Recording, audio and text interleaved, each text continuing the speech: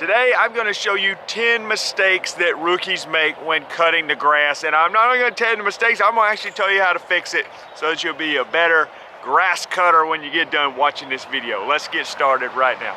Today's video is sponsored by Yardbook. If you're in the lawn care business, then you can use the software I've been using for years.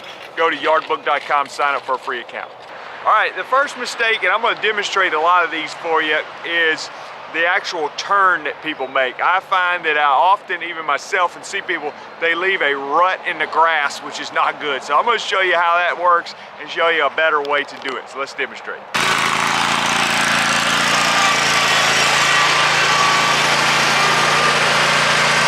All right, so you see what happened here. I've got some pretty aggressive tread on these tires, and I made just a real fast zero turn.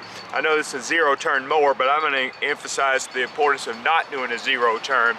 Let me try it with like a gradual 3-point turn and see if that does better, because if you do this all over the yard, it's gonna actually look pretty bad.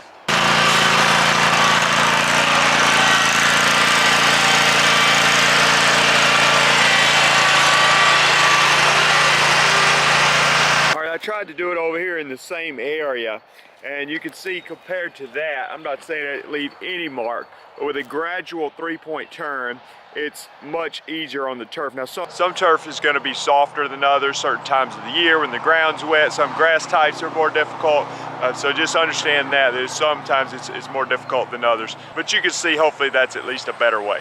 All right, the second one's going to be pretty common mistake. It's not that hard to fix, but it just takes a little bit of common sense. But if you're mowing lawns, you need to always understand which way the grass is being deflected. So it's just very unprofessional to throw the grass all over the driveway, out in the public street, on the sidewalk, in the tree ring you've got with like pine straw and mulch around the tree ring, flower bed. Throwing grass in there is super unprofessional. So let me demonstrate how ugly that looks.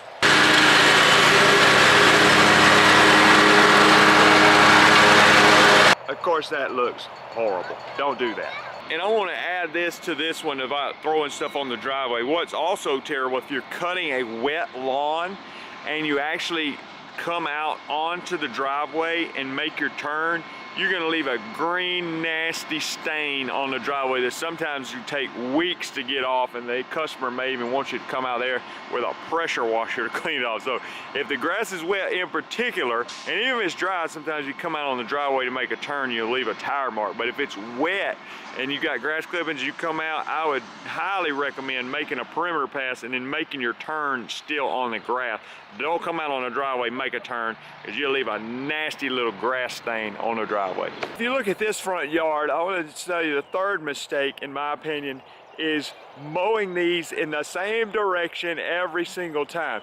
Now, if I was to take this yard, which is a big rectangle, and I was going to go this way every single time, literally where your tires run in the same spot every time, eventually either you may actually leave ruts in the ground, especially if the ground's soft, but I think more likely than that, you're suppressing the grass down every single time, so it looks like a rut, but actually you've just flattened the grass down where your tires are running at the same time. So I would just encourage you, like, one time cut it this way, the next time go this way, the next time go diagonal, the next time go the other diagonal.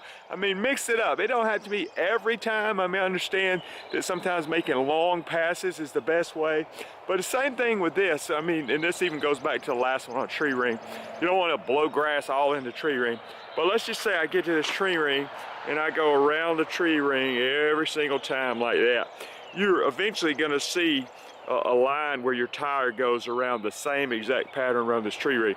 So you may even have to go a little bit wider one time around it, and then just use a little bit more for your string trimmer to clean up so that your tire doesn't go the same direction every single time. Fifth mistake that I see people make, and I feel like this is just something you may not have thought of, but let's just say I'm mowing this section. I'm going to demonstrate here in a second. But if I go around the property like this and make a perimeter pass, and then I just go back and forth, back and forth, back and forth, then what happens? Well, you end up leaving clippings all over the whole yard, whether you're mulching, side discharging. Now if you're bagging, it's probably not as important.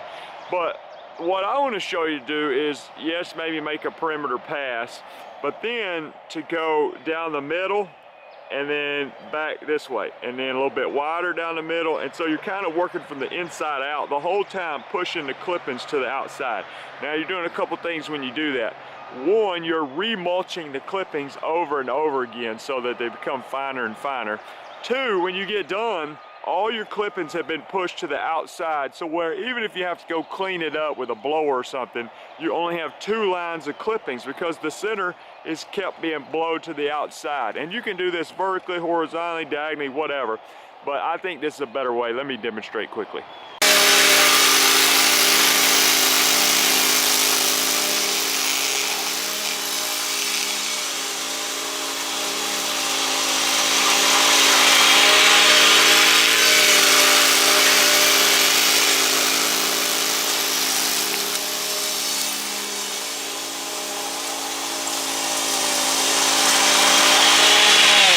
So hopefully you can see this on the camera, but you see there's a line of grass clippings over here. But as I kept finishing the whole job, I'm gonna keep pushing those further out. And even in this situation, there's a tree line over there that's just woods. I could open up my chute block and just blow it out in the woods and be gone. Now on this side, if I have to come clean that up with a blower, or on the last pass, I could actually blow it back into the yard with the deflector open and disperse them that way.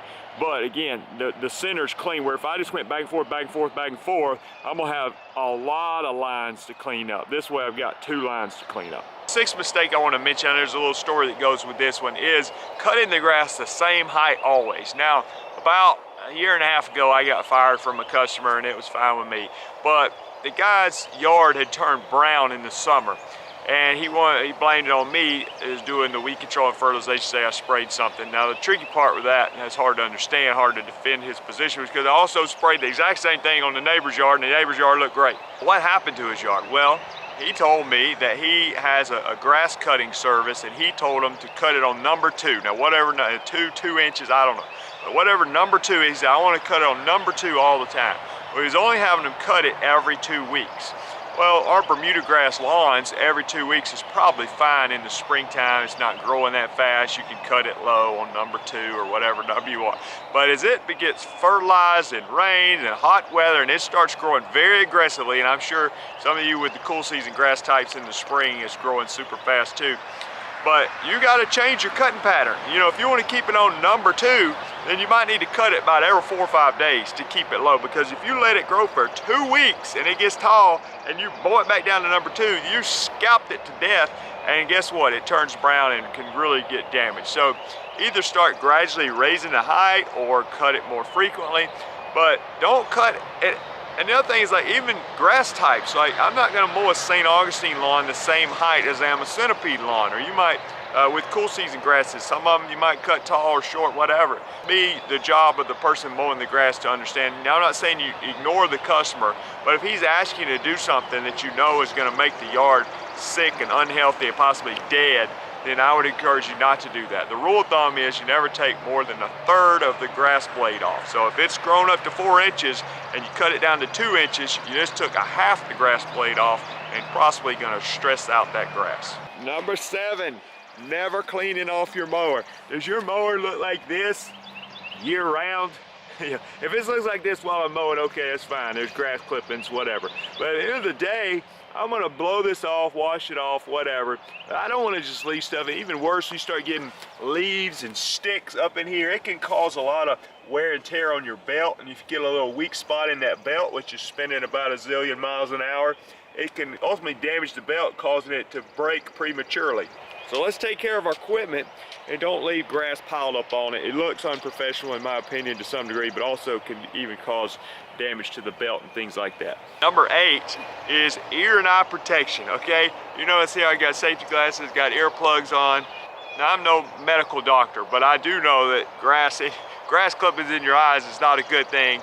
And over the long term, if you ride a lawnmower, especially if you're doing it for a living and you're out there mowing on a daily basis, to me it just doesn't make sense not to wear ear protection. Just protect your long-term hearing. So just use some common sense. And let me stop here and say, if you have anything to add to this list, I'm sure that with this creative audience, there's more that we could add. So just leave a comment below, and also subscribe to the channel if you're enjoying this video. I've got over 1,000 videos on the channel. Number 9 is dull blades. You know, when I was mowing grass every day for my business, then I would at least try to sharpen the blades once a week. But I think there's people that literally sharpen them multiple times a day. Like they'll switch blades out in the field on the job during the day. I find that a little bit extreme.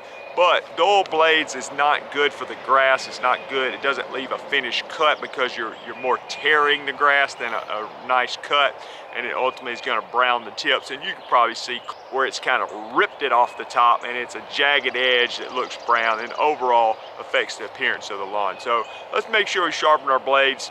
To do that, I think we just put it in a vise and use a handheld grinder. But there's also some pretty cool tools. There's an all-American sharpener, something I've used before, that holds your grinder in the exact angle you need to sharpen your blades. All right, number 10 is just an uneven cut, and often this can be just as simple. I would say most of the time when I notice my lawnmower cutting uneven, it's not that I need a new deck or I gotta level the deck or something like that. Typically, it's just a low tire. I personally love the flat-free tires on the front of my lawnmower because you get a low tire and it starts, going down just a little bit, and you notice you got little lines in your grass all the way, and it's just cutting unevenly. I personally like to carry a little portable air compressor with me so that I can keep it even, or use Fix-A-Flat, something like that, the slime, whatever you got to do to get it even. But usually, if it's uneven, it's a low tire, but not always. And yes, on this channel, there's always bonuses. We got a bonus today. You got a number 11, unadvertised number 11. And this is one that I think is very important. I mean, this is a buy 10, get 1 free sale. But the 11th one, and I think this is a huge time saver for you, or if you're doing this as a business, but like not getting close enough to your obstacles. You ever seen somebody mow grass and everywhere around the house they leave like a 3-foot gap between the house or 3 feet off this tree line? And so you're out there with a string trimmer out there about mowing 1/10 of the yard, and you think, man, if you would just get close to this edge, it would save me so much trimming. And you might even be doing that on yourself. It's leaving way too much trimming to do. So I'm not saying, scrape up against the edge of the mailbox, but get as close as you can to save yourself so much trimming. It makes a lot of sense. I mean, for me, when I cut this, I'll even get the mower up on a slope. Now, of course, you want to be careful and use your roll bar and don't do anything crazy against the manual, but I'm not going to cut a crazy slope. But if I can get part of this with the mower, think of all the trimming that just saved me. I'm Jason Creel. I've been in the lawn care business for a long time. Also been on YouTube for a long time. Appreciate you watching the video. Leave me your comments. Check out the other videos on my channel. And if you need resources for the lawn care business, go to lawncarelife.com. We'll see you guys in the next video.